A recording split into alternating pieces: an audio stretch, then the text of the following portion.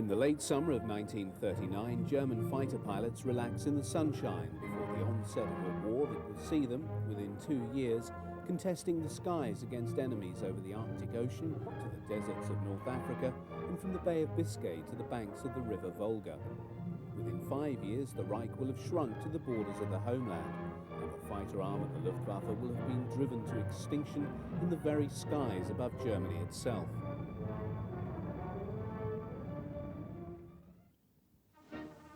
It was on the 1st of March 1935, some 2 years after Hitler's rise to power, that he officially announced the existence of the new Luftwaffe, thus repudiating the Versailles Treaty that in the peace settlement after the Great War had forbidden Germany possession of an air arm.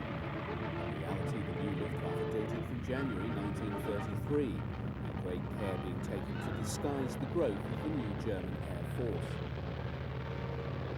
The first mount of the new Luftwaffe fighter arm was the Heinkel HE-51. The initial production model entered service in 1935 and equipped the Richthofen and Horst Wessel Jagdgeschwaden. The improved HE-51B appeared in 1936 and is seen here in this film dating from the same year. Although the type figured prominently in early propaganda films, its service life was short. The existence of the Arado 68 sealed the fate of the Heinkel fighter when, in 1936, Ernst Udet, the newly installed inspector of fighters and dive bombers, tested both aircraft and adjudged the Arado to be the superior type. Destined to be the last biplane fighter to serve with the Luftwaffe, the Arado 68 is seen here along with the HE-51, engaging in mock attacks on a Dornier Do-23, one of the early types serving in the bomber squadrons. This particular AR-68F variant employed a BMW engine which conferred only a marginally improved performance over the HE-51.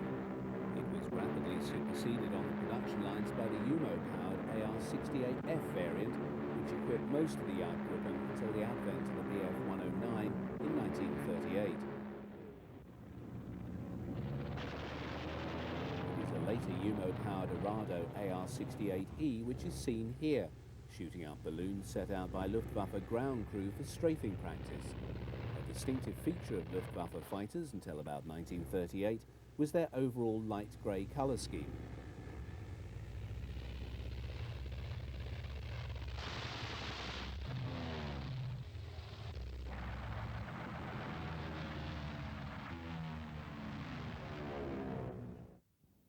The fortunes of the Jagdverband was to be anchored to the firm of Messerschmitt when, in November 1935, its Bf-109 contender was selected to become the primary equipment of the future fighter arm. In 1937, the 109B began entering service, but low production meant that by the end of that year, just 3 Gruppen, belonging to JGs 132 and 234, had the 109 in service. Licensed production of the type to Fieseler, Focke-Wulf and Ehrler, and appearance of the new C variant in 1938, saw numbers of the type increasing. These examples of the improved 109D are seen at the Jüterbog Dam base with an early Ju-90 in 1938. When General Franco raised the flag of revolt against the People's Government in Madrid in July 1936, he appealed to both Germany and Italy for military assistance. Hitler dispatched 20 Junkers 52 transports to Spain to aid Franco's cause. This was followed in short order by other aircraft, including Heinkel HE-51s. The growing German involvement was carried out ostensibly by volunteers, although most were seconded military personnel sent to Spain in great secrecy. By November 1936, German involvement became more open and the Condor Legion was born. In March 1937, Me-109Bs first saw combat, proving superior to the Soviet-supplied I-15 and I-16 fighters. New tactics were forged by the likes of Werner Molders, and the combat experience gained by pilots such as Galland, Lutzow, Harder and others was put to good use back in Germany. Thus, when Germany invaded Poland on the 1st of September 1939, with the Second World War beginning 2 days later, the Luftwaffe, although officially less than 5 years old, had already been blooded and had also amassed a repertoire of combat experience that would give it great advantage over its enemies in the opening years of the conflict. Of the 1,600 aircraft amassed by the Luftwaffe for the air phase of Case White, just over 200 were Me-109 fighters. By far and away the bulk of these were the latest E model, although examples of the earlier C and 44 of the D model seen here, belonging to 3 JG233, were also committed to the fighting. As was to be repeated in other campaigns in the years ahead, Luftwaffe tactics from the outset were governed by the need to achieve air superiority over the battlefield.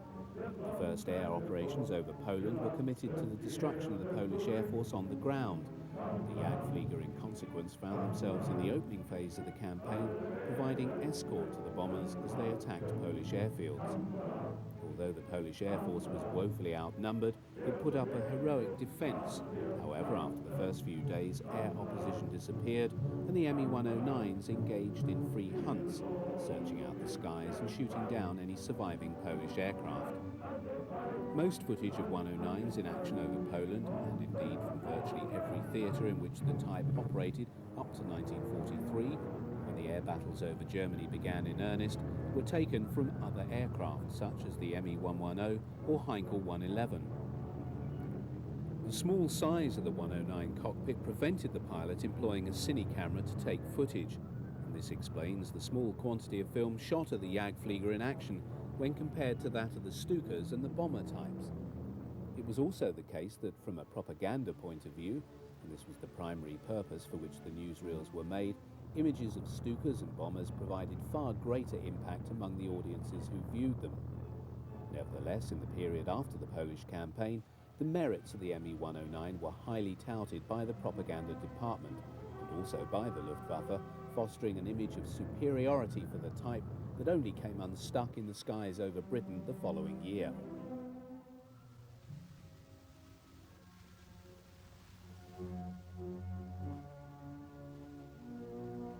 As the ground forces advanced, propaganda company cameramen attached to army formations filmed the handiwork of the Luftwaffe.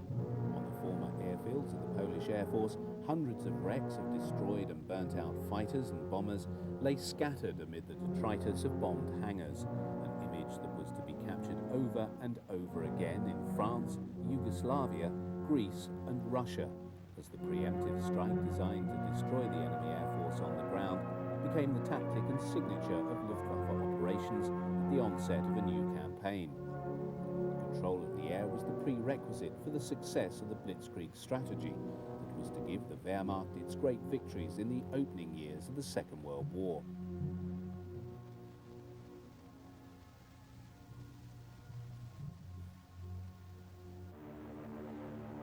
In spite of its highly effective showing in combat, 109 losses over Poland were far from negligible. In all, some 67 out of the 200 committed were brought down, with the majority being lost to Polish ground fire.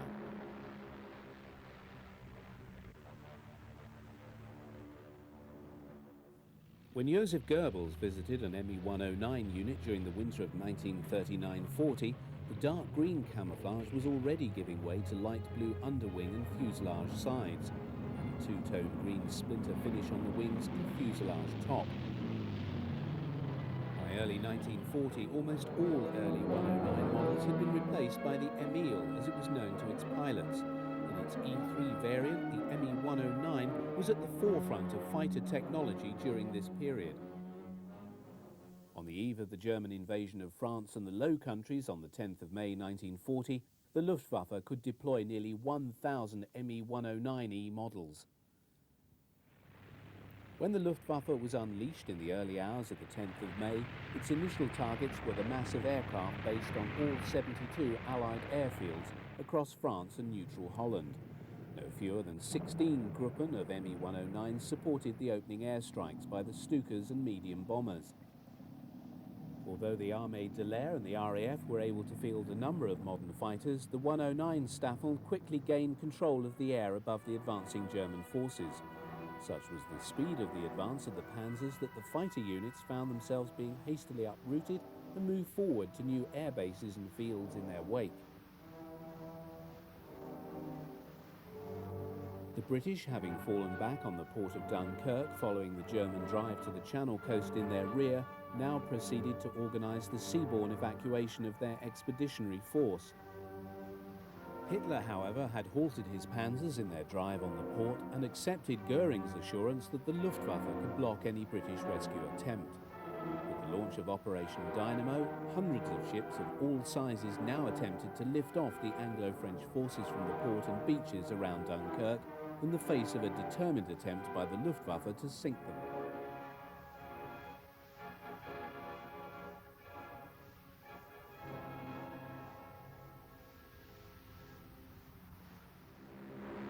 The subsequent commitment of the Jagdgruppen in support of the raids by Heinkels, Dorniers and Stukas now brought about the fiercest air fighting of the French campaign. The Me-109s now found themselves drawn into combat for the first time against the Spitfire, as the RAF tried its utmost to create a protective umbrella over the beaches of Dunkirk. However, the rate of the German advance was beginning to tell on the fighter units. Serviceability among the 109s was becoming problematic. Fuel shortages were occurring. However, it is also clear that in their encounters with the Spitfire, the Jagdflieger had the clear impression that they had, for the first time, come up against an aircraft as effective as their own 109, piloted by men just as professional as themselves. Though RAF losses were considerable, the fighting was hardly one-sided, as they, in turn, claimed at least 200 Luftwaffe aircraft shot down through to the 5th of July. With the French surrender on the 22nd of June and the subsequent victory parade in Berlin, Hitler was at the pinnacle of his power. Even as he acknowledged the acclaim of his grateful people, he knew that the British government had rebuffed all overtures for a peaceful settlement with Germany and had determined to fight on. However, his ambivalent feelings towards Britain left him uncertain as to what to do. But by the 16th of July, he had made up his mind. In the preamble to his Directive Number 16, Hitler explained his decision by stating, "As England, despite her hopeless military situation, still shows no sign of willingness to come to terms, I have decided to prepare, and if necessary carry out, a landing operation against her." Given the code name Sea Lion, all, however, turned on the proviso that air superiority can be obtained. Herein lay the rub, for without the reduction of the RAF in the skies over England, and a guarantee that the invasion forces would not be attacked from the air, the enterprise could not be entertained. Goering, however, was confident the Luftwaffe was up to the task. The formal beginning of the campaign against Britain finally began on the 13th of August 1940. Known as Adler Tag or Eagle Day, the Luftwaffe dispatched no fewer than 485 bomber and 1,000 fighter sorties across the south of England. Although much of the attrition among the single-engine fighter formations had been made up, the number of Bf 109s available stood at some 760 machines, somewhat less than on the 10th of May. The 1st and 2nd Staffel of Jagdgeschwader 3 Richthofen was based at Beaumont-le-Roger, and the 3rd Staffel at Le Havre. As with most other 109 units in the early phase of the battle, they mainly operated free hunt sorties over the south of England that were designed to locate and destroy the opposing RAF fighters.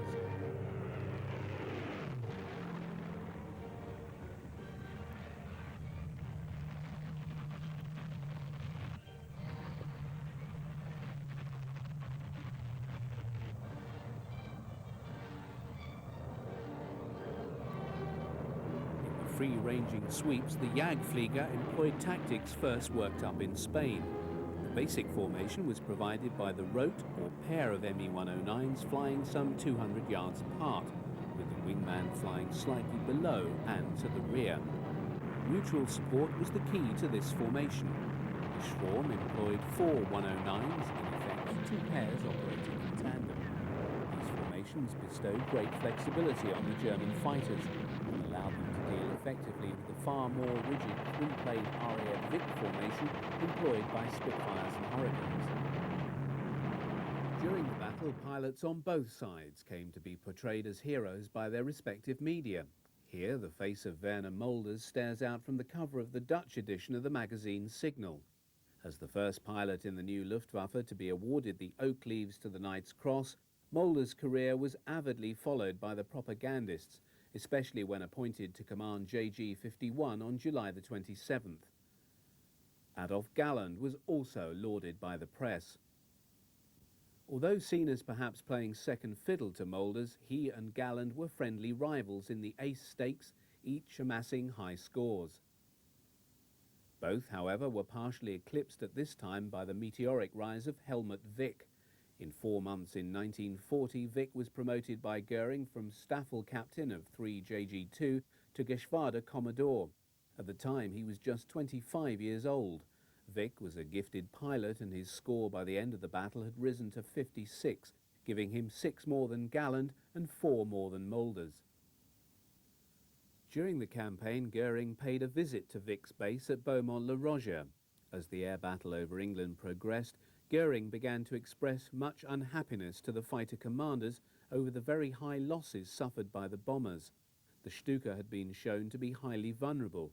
The concept of the heavy escort fighter had been found to be wanting in the high losses experienced by the Me-110, and the bombers were being shot down in large numbers by the RAF. Goering now demanded that his fighter commanders change their tactics. Wick, however, would die over the Channel in November. As for many German Jagdflieger who crashed into the Channel, rescue would be by HE-59 seaplanes marked with red crosses, even though the RAF regarded them as legitimate targets.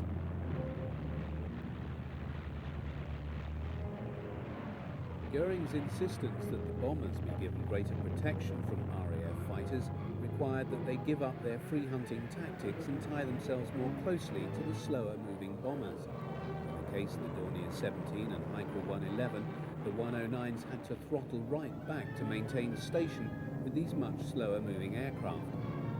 If escort duty had to be carried out, the Jagdflieger preferred to cover for the faster Junkers Ju-88s, as seen in this footage.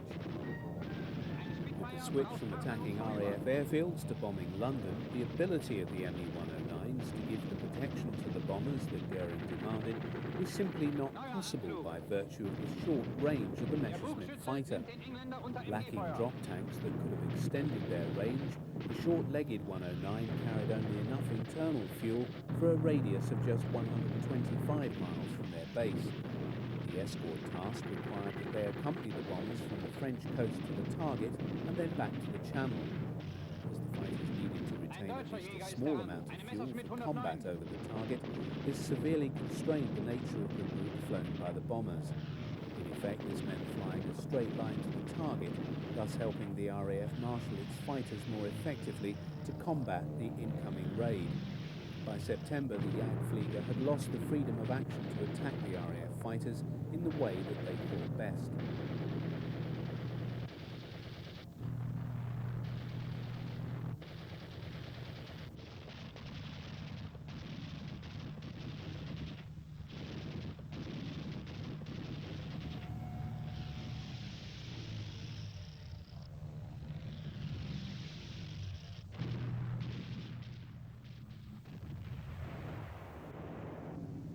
From September 20th, the move to shift air raids on England to the night was a virtual acceptance that the attempt to defeat the RAF and achieve air superiority prior to an invasion had failed. In the 4 months of the Battle of Britain, the Luftwaffe had lost a total of 610 Me-109s and very many experienced pilots, whose loss was even more significant. But as a fighter, the Me Bf 109 had not been found wanting, nor had the pilots that flew them. Goering felt he'd been betrayed by his Luftwaffe, and the Jagdflieger were his scapegoat. On June the 22nd, 1941, 3 million German troops crossed the Soviet frontier in the greatest land invasion in history.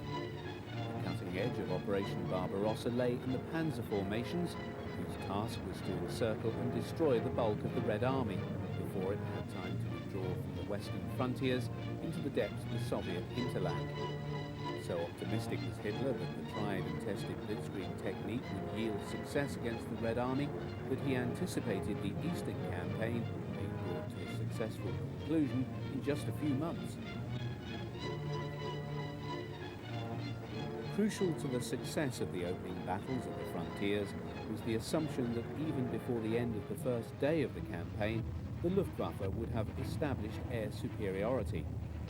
The Priority task of the four Luftflotten committed to the operation was the destruction of the bulk of the Soviet Air Force on the ground in the opening hours of the war. To ensure this happened at the same time as the German forces were crossing the frontier, the Luftwaffe arrived over the Soviet airfields at exactly 03:30 hours. All combat types, from the 775 level bombers, 310 Stukas, 830 single-engined Me-109s committed to the war in the east, all found themselves dropping vast numbers of small fragmentation bombs on lines of Soviet aircraft lined up on airfields all over European Russia and the Baltic states.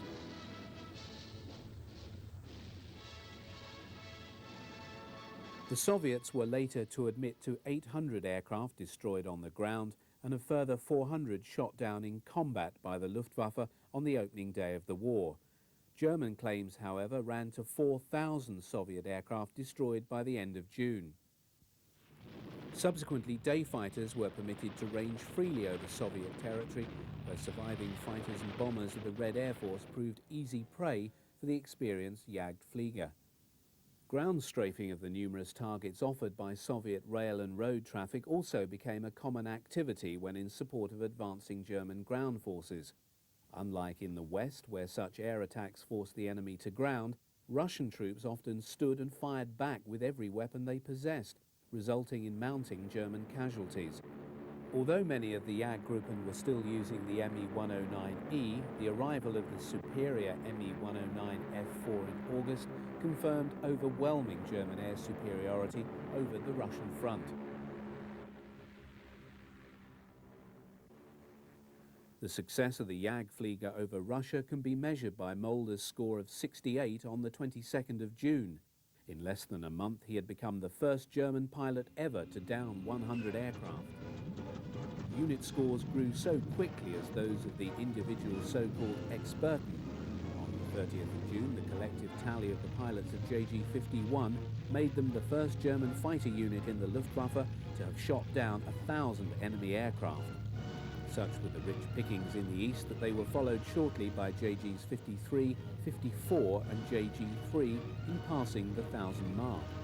Although these scores have often been thought incredible, the superiority of the Jagdflieger in the east in the opening months of the war in Russia was overwhelming. This success can be accounted for by their more effective equipment, the psychological, tactical and technical superiority of German pilots, their high sortie rates from airfields close to the front, and the essentially tactical nature of the Red Air Force.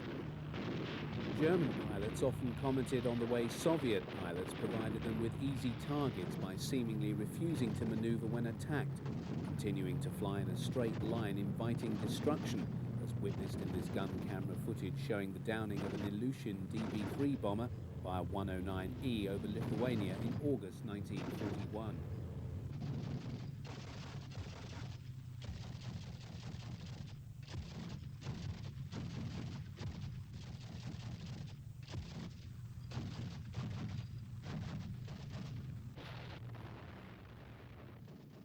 In the autumn, Goering met high-ranking Luftwaffe staff and chosen fighter commanders in East Prussia. Present was Mulders, who was displaying the diamonds to his Knight's Cross, awarded by Hitler on the 16th of July.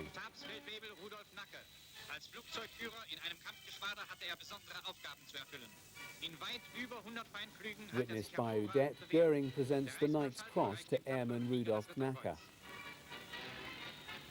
Among other fighter commanders present is Walter Uzal of JG-2.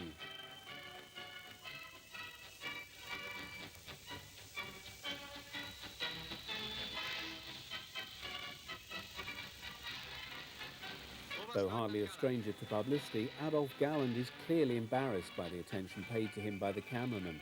Unbeknown to the JG-26 commander, this would be the last occasion on which he would see his friendly rival Mulders alive.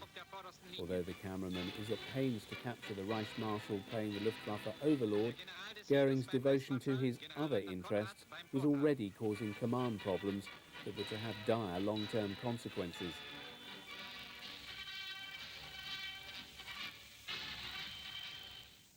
Following his 115th victory, Goering had promoted Mulders to full colonel and appointed him Luftwaffe's Inspector der Jagdflieger. an admin post involving travel to all points where the Jagdwehr band was operating, Mulders gave up command of his beloved JG-51. Highly regarded by Goering and his fellow airmen, Mulders was an intelligent, perceptive leader of men whose contribution to the development of fighter tactics in the Luftwaffe played a significant role in its success in the opening years of the conflict. Care for his men had been earlier rewarded with the nickname Vati or Daddy. For the short time he was in post, he was spared the infighting of the Nazi leadership and was thus spared the disillusionment that became the lot of Adolf Galland, his successor.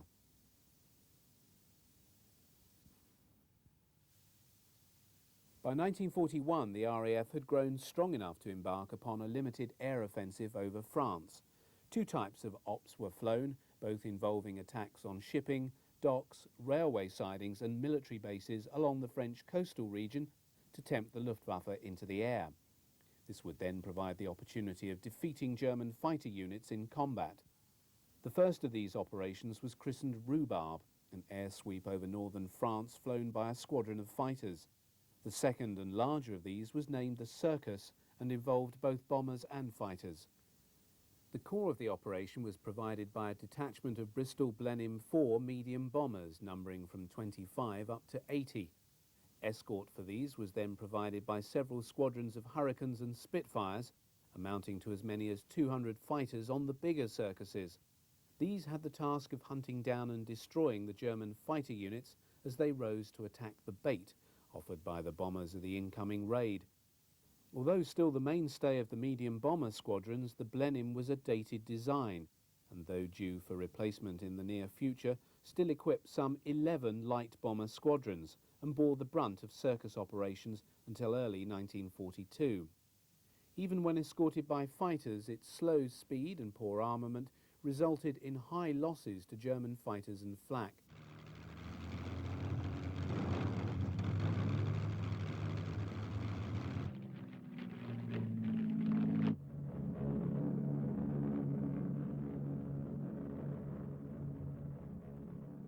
In early 1941, the new Me-109F began to enter Luftwaffe service.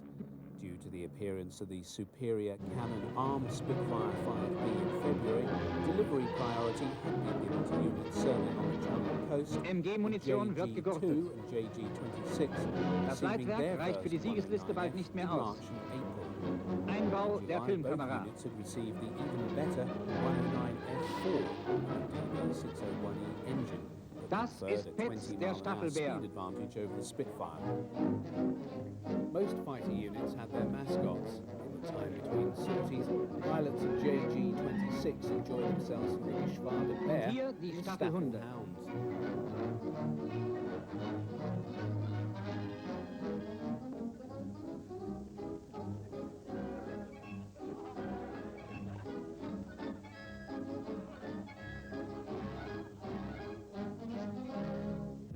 As JG-2 spread around a number of airfields in the Pas de Calais, and the three Gruppen of JG-26 distributed from Clermont through to the Belgian border near Abbeville, warning time of an incoming enemy raid was very short.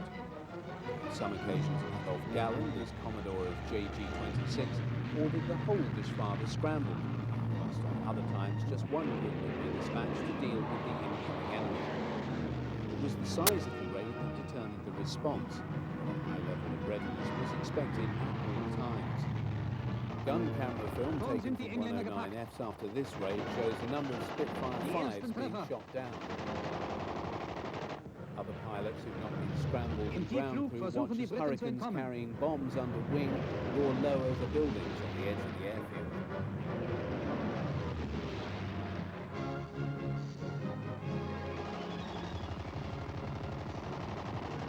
The armament of the 109F was less than that employed on the earlier Emil, confined to two MG-17s mounted on the nose cowl with a 20mm MG-151 cannon firing through the propeller boss. As all weapons were mounted along the aircraft's centre line, it made the 109 highly effective in air-to-air combat.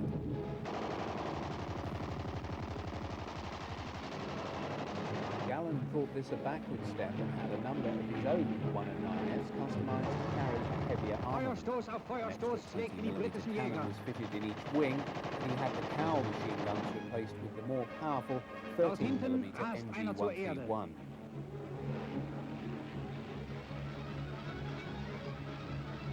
Sekunden später wurde auch dieser vernichtend getroffen.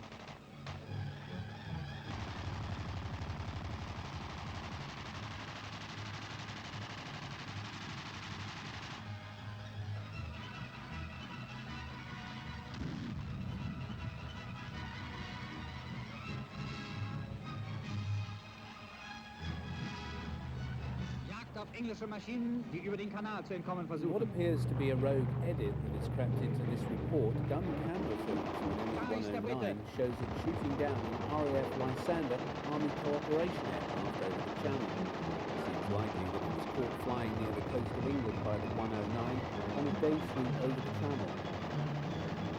However, it's quite possible that it was serving with flight number 419, whose task was to fly agents into France. Ein abgeschossener Engländer.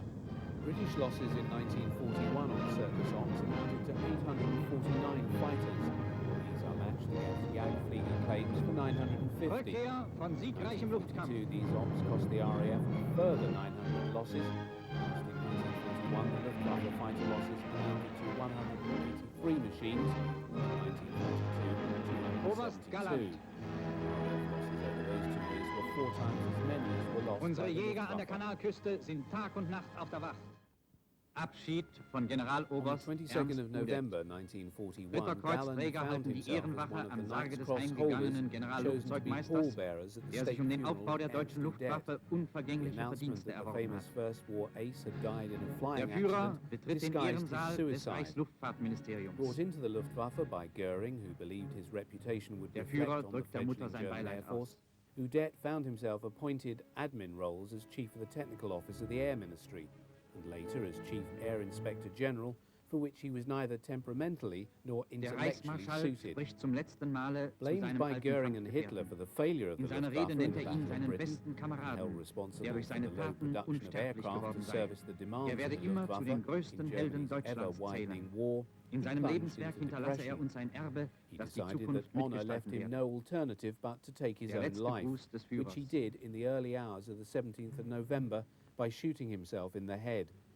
He was nevertheless given a state funeral with all the pomp and ceremony the Nazi state reserved for these occasions. Der Führer erscheint, begleitet vom Reichsmarschall zum feierlichen Staatsakt. Just 6 days after the interment of Udet, Galland found himself once more a pallbearer in yet another state funeral. Die On this Auszeichnungen von occasion, the Werner event Mölders, was rendered der more mit poignant 115 as it Luftfliegen der was for his erfolgreichste close friend Jagdflieger and der Welt rival war. in the air, Werner Mulders. As Der letzte Inspector Gruß of des Fighters, Führers. Mulders had indicated his desire to attend Udet's funeral and had intended to be one of the pallbearers. At the time, he was on an inspection visit in Russia and had made arrangements to fly to Berlin in a Heinkel 111 transport. On the flight back to the capital, the plane crashed, killing all on board. By the time of his death, Mulder's face and career was well known through the coverage given to him by Goebbels' propaganda department. The state funeral he was given was deemed fitting for the highest ranking, most decorated Luftwaffe officer yet to die in the war. While Hitler was present to pay his respects as head of state, it was Goering who had delivered the funeral eulogy. Die Überführung zum Invalidenfriedhof.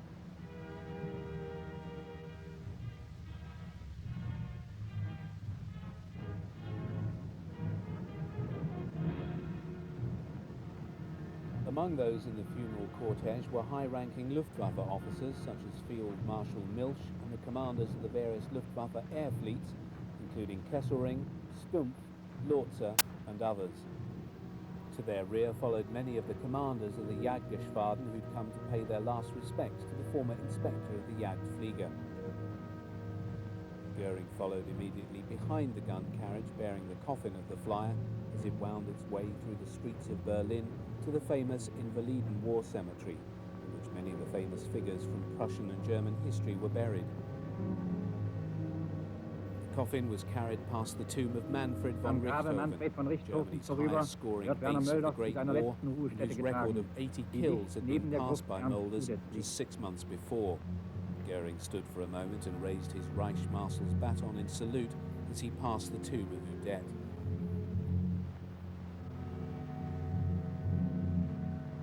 As Mulder's coffin was lowered into the ground, Galland, fleetingly seen here, was standing with the honour guard at the side of the grave with his sword drawn. He noticed that Goering was indicating for him to step forward.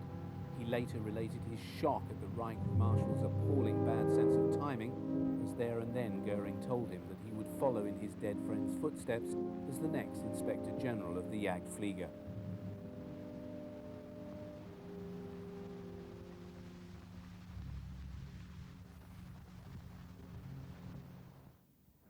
Barely a fortnight later, Operation Typhoon, the offensive launched to capture Moscow before the onset of winter, failed on the very outskirts of the city.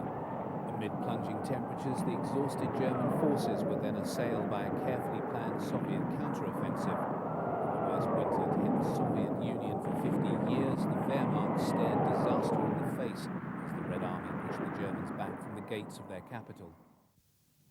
Unlike the army, the Luftwaffe had had the foresight to lay in supplies in the event of a winter campaign. But for those conducting air operations in temperatures as low as 40 below and amid driving blizzards, they were faced with challenges never experienced before. JG-54 Grunherz was based on the airfields of Siverskaya and Gatshima and flew operations over Leningrad employing Bf-109Fs. One of the premier pilots of the Geschwader was Hans Philipp, who served with the first Gruppe. Mobile heaters were necessary to pipe warm air onto the engines of the 109s to ensure that they didn't seize up in the bitter cold. Philipp, better known as Phipps, prepares to fly his 109 off on a mission. Prominent on the side of his fuselage is the green heart on the shield with the Nuremberg coat of arms denoting the first Gruppe.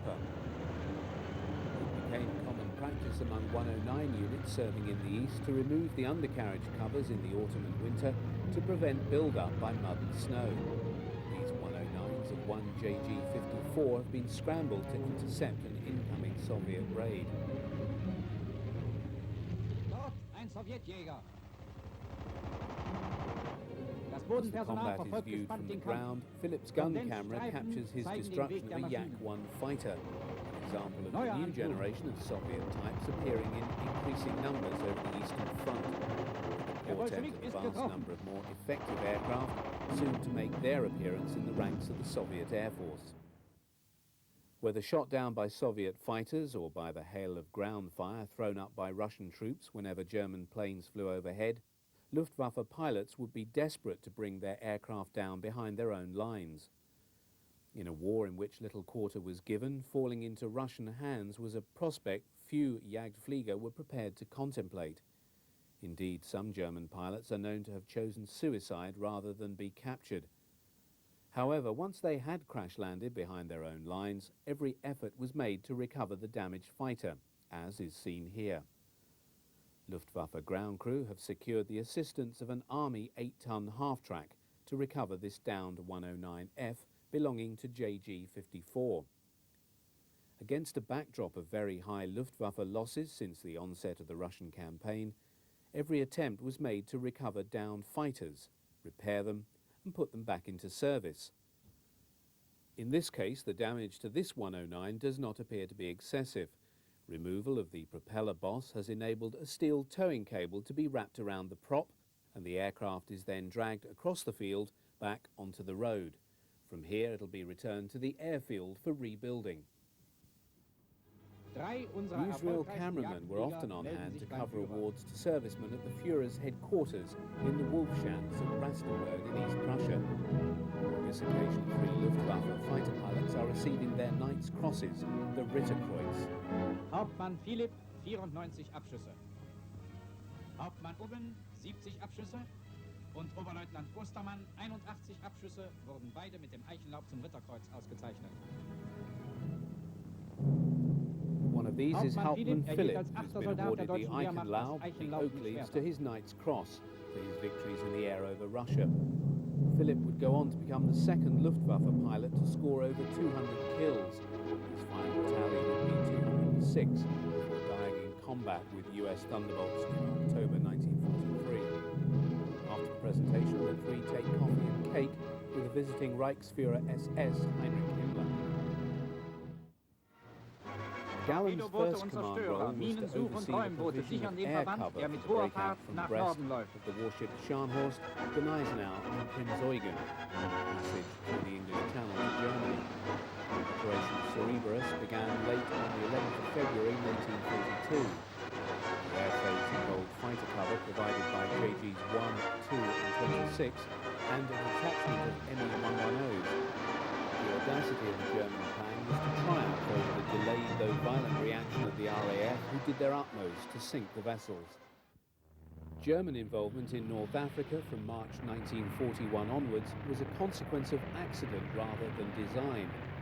In the wake of the failure of the Italians' attempt to advance into Egypt during the second half of 1940 and the success of the British counter-offensive, which had conquered much of the Italian province of Libya by early 1941, Hitler offered limited German military assistance to Mussolini to prop up his position there. Both on the ground and in the air, Italian forces had performed poorly against the inadequately armed British forces.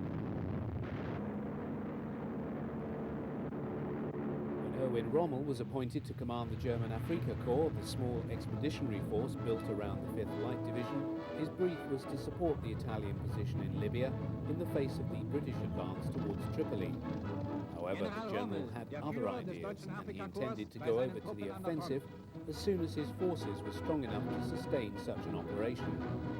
In the next 2 years, the image of Rommel alighting in the desert alongside his forces his personal Wiesler-Storch liaison aircraft was one which the German people would become familiar with in the weekly cinema newsreel.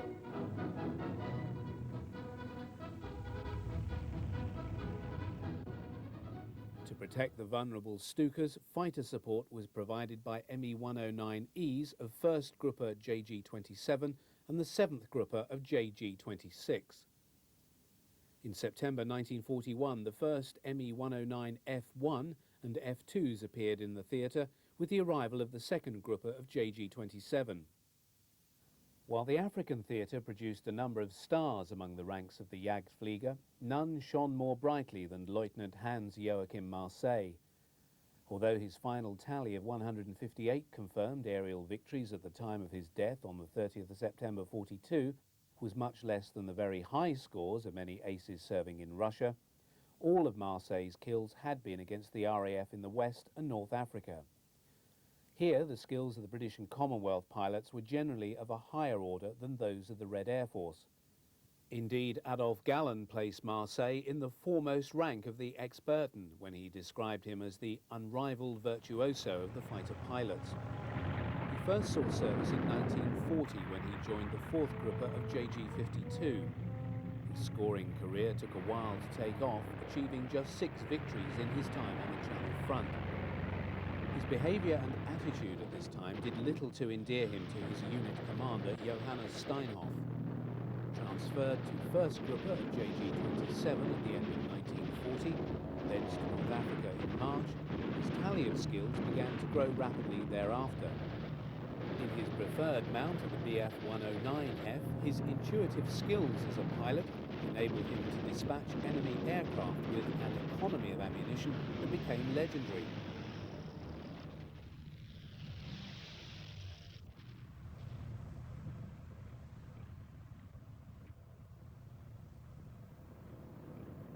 The most remarkable day of his career over the desert came on the 1st of September 1942 when, in a fury of non-stop sorties, he shot down 17 confirmed enemy aircraft.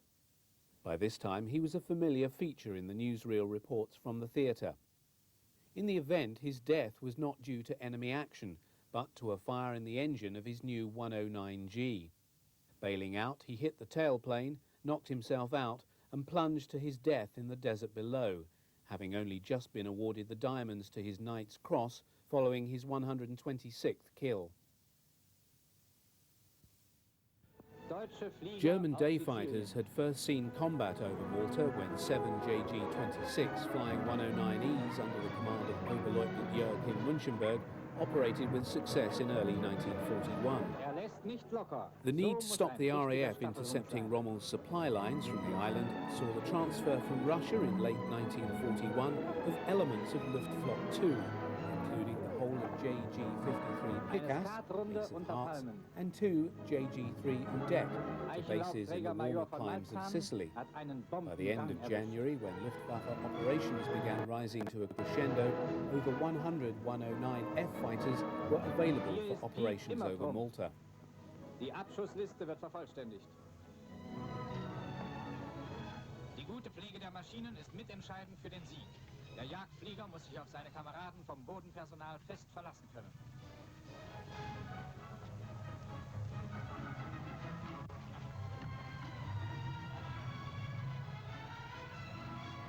Flocky muss verschwinden. As Commander-in-Chief South, all Luftwaffe units in Sicily fell under the command of Field Marshal Albert Kesselring. Known to his troops as Smiling Albert because of his ready grin, he's seen here paying an inspection visit to one of the units of JG-53.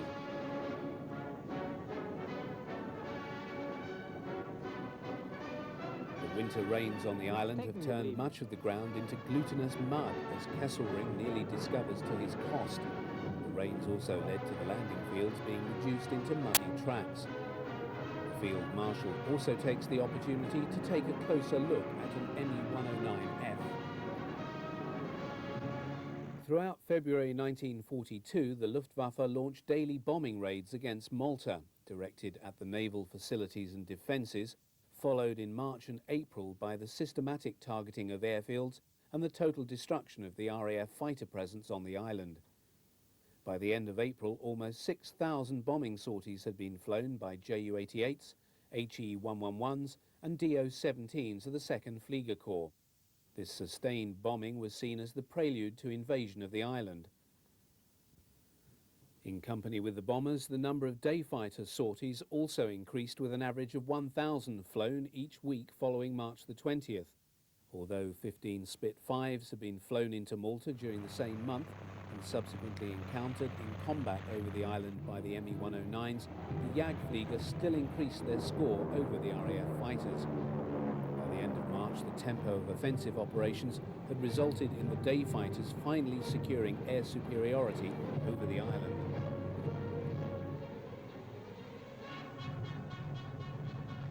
Das ist Malta. Im Tiefflug geht es an der Steilküste entlang. Gun camera film from 109Fs operating over the island records the destruction of a number of Hawker Hurricane fighters. This was the primary RAF fighter defending the island until the arrival of the Spitfire. Its performance was significantly less than that of the 109F and usually ended up coming off worst in air-to-air combat. In 1942, the Hurricane was increasingly being replaced by the Spitfire in the Desert Air Force's fighter role, being employed far more as a ground attack type and fighter bomber. Brennend heraus.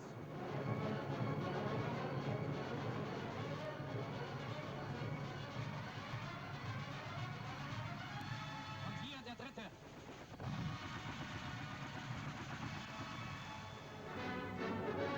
With the failure to implement Operation Hercules and the British reinforcement of the defences of Malta, air superiority over the island was lost by the Luftwaffe during mid-1942. For the Luftwaffe and RAF, the most significant event in the ongoing air war over the Channel and northern France in the second half of 1941 and into 1942 was the entry into service of a formidable new fighter plane in the ranks of the Jagdverband. The Focke-Wulf FW-190 was first seen by German audiences in a sequence that begins with the pilots and ground crew of the Geschwader relaxing before the onset of battle.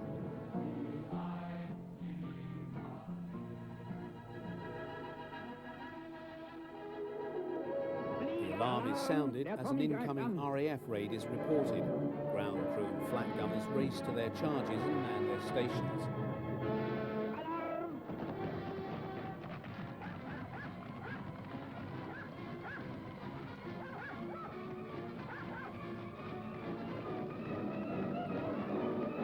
Luftwaffe airfield defences were based around numerous light 20mm flak guns, medium 37mm flak weapons seen here, and batteries of the heavier caliber 88mm guns.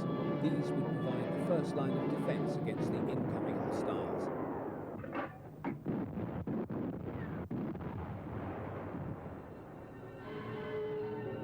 As the Tannoy sounds the battle alarm, all is abandoned as pilots and their supporting ground crews rush to the planes. The first of the short-nosed early series of FW-190s entered service with JG-26 in July 1941 and served alongside the former Bf-109Fs of the Geschwader. Although having its origin in a 1937 specification for an Me-109 replacement, the success of the latter led to the FW-190 being regarded as a second iron for the Jagdverband band. Built around a BMW 801 radial engine, the FW-190 first flew in 1939, but continuing engine problems delayed service entry for nearly 2 years. Once in action, however, the 190 revealed a marked superiority over the Spitfire in almost all aspects of air combat, except for the latter's smaller turning circle. The 190 reigned supreme until the second half of 1952, when the RAF rushed the improved Spitfire Mark 9 into service.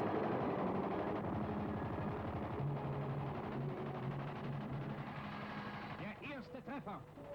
Der Brite stürzt brennend ab.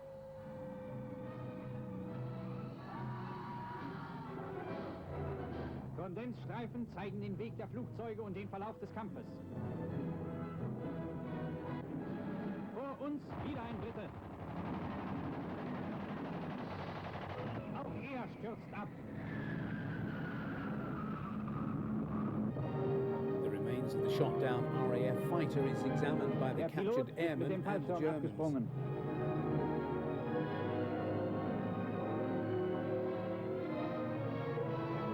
Returning Me-109s and FW-190s fly over the airfield, a number waggling their wings to indicate victories in the air battle. In the post-battle analysis, Joachim Müncheberg talks tactics with fellow flyers, while ground crew had further victory bars to the rudder of the Aces 190. Also seen is the irrepressible Pips Priller, who is to become Commodore of JG-26 and remain its commander through to war's end. Priller was an inspiring leader and a superb pilot, amassing a tally of 101 victories, all achieved in the West. He is perhaps best remembered as one of 2 Luftwaffe pilots to strafe the Normandy beaches on D-Day and live to tell the tale, an event recaptured in the film The Longest Day. The alarm sounds once again as a further raid, this time by RAF light bombers, is reported inbound. Pilots rush to their planes and there is a further scramble as 109s and 190s roar off to attack the enemy aircraft. The Luftwaffe fighters hone in on the defending fighters as the gun cameras catch more shots of RAF fighters being shot at and brought down.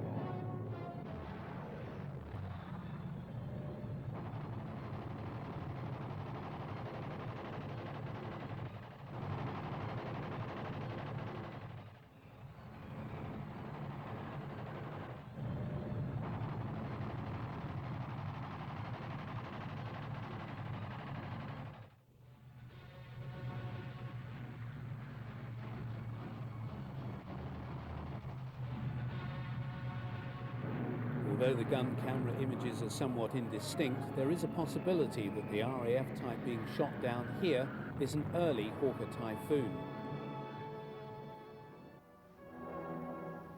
Although only crashed RAF aircraft are shown here being sent for scrap in Germany, 1942 also witnessed the appearance of the first fighters and bombers over France wearing the US stars and bars.